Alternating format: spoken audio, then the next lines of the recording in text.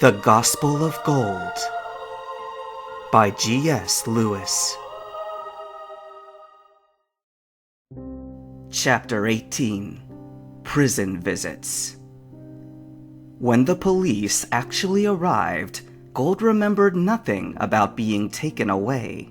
He didn't even remember whether he had been escorted through the city streets or placed in a cop car. His awareness only returned when he looked around to find himself in a white-painted cement holding cell. He was sitting on a single wooden bench, facing a metal sink and toilet in an otherwise empty room. A faint odor of bleach lingered in the air. That, and something far less pleasant. He became aware of someone pounding on the thick door, and after a few seconds, a man in a blue uniform poked his head in. Perhaps the noise of his thumping had been the thing to finally shake Gold out of his subconscious state. He wondered what else had actually occurred before then, but there was no time to think about it now. "Kid," he said, in a kinder voice than Gold had been expecting, "you've got a visitor." "Someone's here to see me?" Gold wondered, still working through his sense of time and place. "Is it Marina and Janichi? Did they find out where I am?" He was walking through a hallway of doors similar to his own cell, each with only a small window to see inside, until they reached the far end of the building. Gold could hardly believe he had been through here once already. Had he really whited out and sleepwalked the whole thing? Who might have spoken to him during that time, and what might he have said, if anything? The policeman opened the door.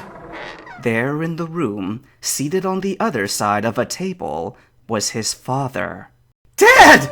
he exclaimed. "Son! Oh my God!"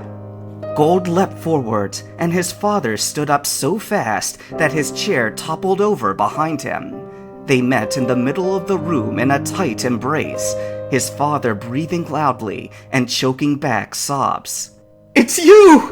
It's really you!" he cried into Gold's shoulder. "I was so afraid that I'd lost you when I heard about your disappearance in Cherry Grove City. For a few days, there was nothing. But then I heard about videos circulating of someone who looked like you. I must have just missed you in Azalea Town, but I knew that if I came to Goldenrod..." He drew away and looked Gold up and down. "What happened? Everyone is calling you Gold and saying that you did some extraordinary things. Please talk to me." "Dad, I'm sorry. I'm sorry," Gold blubbered, his own tears flowing freely on his cheeks. It had taken the physical presence of his father to make him fully realize how negligent he had been to his only family. At any time during his stay in Violet City or Azalea Town, he could have phoned his house, assured his father he was alive, and explained things from there. Now, he would have to do it in the confinement of jail. Through the lingering guilt, he hurried to explain his dream of spirit and the new name and mission he had received from her.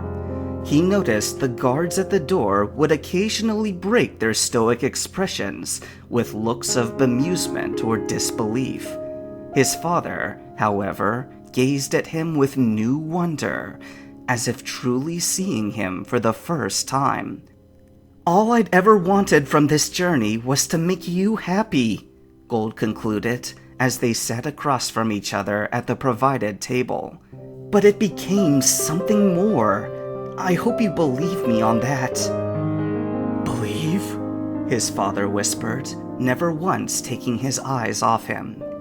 "That is one thing you don't have to beg of me. I witnessed your birth by fire firsthand. I would have no son but for the phoenix." "Then you understand," said Gold, almost giddy with relief as hope rose in his chest once more. "Wherever this is going, I must see it through. But how much longer will they keep me in here?" "Well?" asked his father, looking critically at the two officers still standing by the door. "I'd like to know too.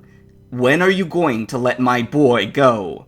"You'll need to take it up with the front desk, sir," one of them replied stiffly. "I just keep guard." Gold's father breathed in deeply, his chest barreling out and inflating as he stood straighter. Gold had seen him angry before, but when his Papa Wolf instincts kicked in, everyone around him seemed to diminish in stature. "I will do that," he said coldly, with controlled fury. "If my son has truly done something deserving this, I will remind him of how I raised him to behave." His voice seemed to deepen and to resonate off the walls. "But if your city brought this shame upon my family needlessly, I will not rest even when I get him out. I'm going to find out who made this happen, no matter how far up it goes." The guard looked back at him impassively. "As long as you're in the legal right, sir," he said. Gold's father turned back to him, his eyes as intense as Gold had ever seen them. "I'll do everything I can to set you free as soon as possible," he said, leaning down on the table, his muscles taut. "But I've heard what you're being charged with. Tell me the truth. Have you in any way aided Team Rocket or caused problems for the Johto Pokemon League?" Gold looked his father in the eye, heart beating with the due deference he owed this man, but resolute in his convictions. "I have never helped Team Rocket," he said firmly. "As for the Johto League, their new rules do the same things to people in Pokemon as Team Rocket, only they do it openly." He glared at the memory of Faulkner's Pidgeotto dropping Cyndaquil to its death, of Bugsy's Scyther cutting Bayleaf to ribbons, of Whitney's Miltank breaking Machop's neck, all in the name of no holding back.